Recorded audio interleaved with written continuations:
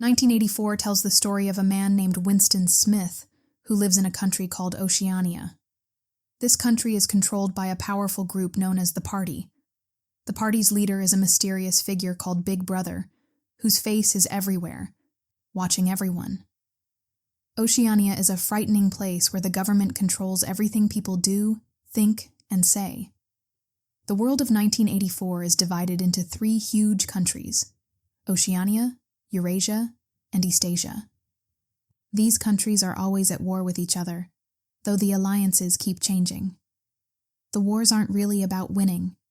They're more about keeping the people in each country under control.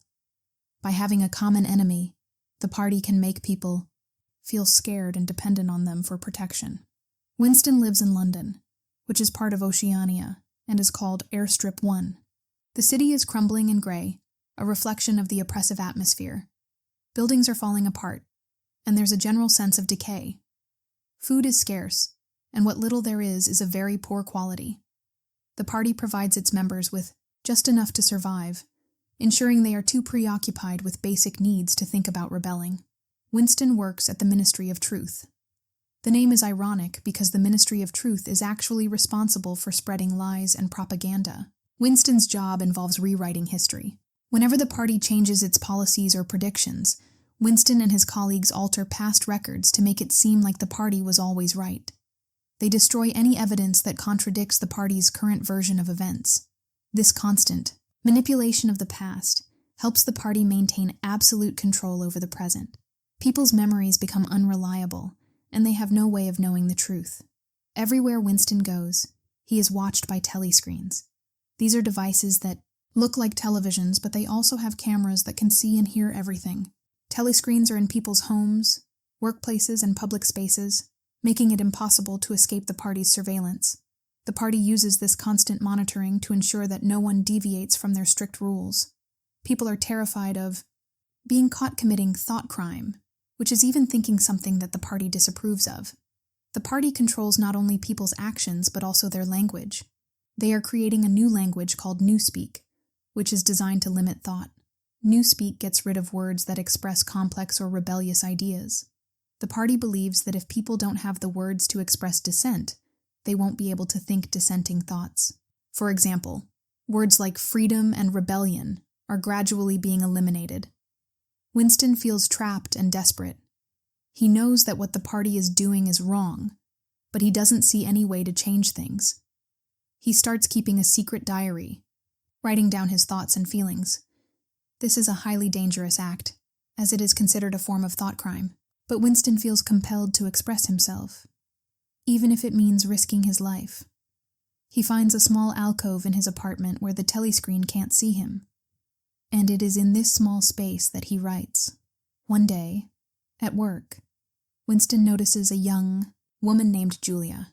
He initially suspects that she might be a spy for the Thought Police, the Party's secret police who hunt down thought criminals. But later, Julia secretly gives Winston a note that says, "I love you." This note sparks a secret relationship between them.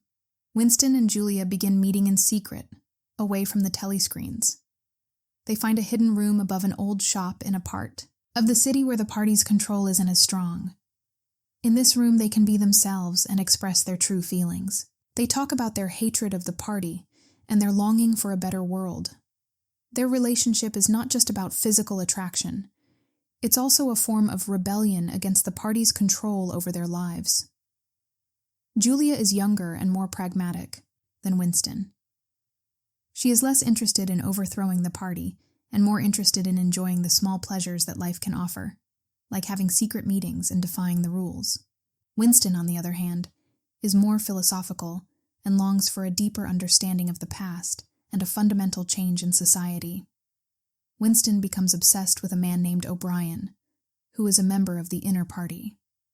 The Inner Party members are the elite, the ones who make all the decisions. Winston believes that O'Brien is secretly against the Party and is a member of the Brotherhood, a legendary underground resistance movement led by Emanuel Goldstein. Goldstein is the Party's public enemy number 1, a figure used to channel people's hatred and fear. Winston and Julia eventually meet O'Brien at his luxurious apartment. O'Brien, who seems sympathetic, confirms that the Brotherhood exists and that he is a part of it. He inducts Winston and Julia into the Brotherhood and gives Winston a copy of Goldstein's book, The Theory and Practice of Oligarchical Collectivism. Goldstein's book explains how the party maintains its power. It describes the concept of doublethink, which is the ability to hold two contradictory beliefs at the same time and accept both of them. For example, the party slogans, "War is peace," "Freedom is slavery," and "Ignorance is strength," are examples of doublethink. The book also details how the party manipulates history, language, and thought to control its citizens. While Winston is reading the book to Julia in their secret room, they are suddenly arrested. It turns out that their hiding place was not safe after all. The owner of the antique shop, Mr. Charrington, is revealed to be a member of the Thought Police. O'Brien was also part of the trap, having deceived Winston and Julia into believing he was a rebel. Winston and Julia are taken to the Ministry of Love, which is a place of torture and brainwashing. The Ministry of Love's purpose is not just to punish people, but to change them, to make them love the party. O'Brien becomes Winston's torturer, subjecting him to both physical and psychological pain.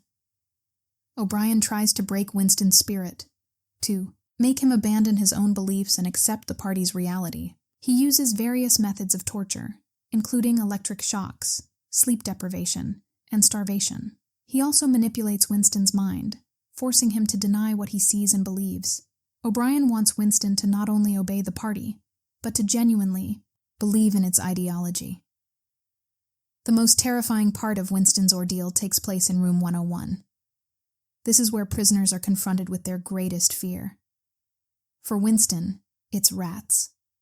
O'Brien straps a cage containing rats to Winston's head, threatening to open the cage and let the rats devour his face. In a moment of pure terror, Winston betrays Julia to save himself. He cries out, "Do it to Julia! Do it to Julia! Not me!" This betrayal shatters Winston. It destroys his love for Julia and his last remaining sense of self. He is eventually released from the Ministry of Love, but he is a completely different person. He has lost his capacity for independent thought and emotion. After his release, Winston encounters Julia again, but they are both changed. They no longer feel any love or desire for each other. They have both become loyal subjects of the party. Winston spends his days in the Chestnut Tree Cafe, a place where former rebels go to drink and accept their defeat. He is a broken man, his mind filled with the party's propaganda. The novel ends with Winston finally accepting and loving Big Brother,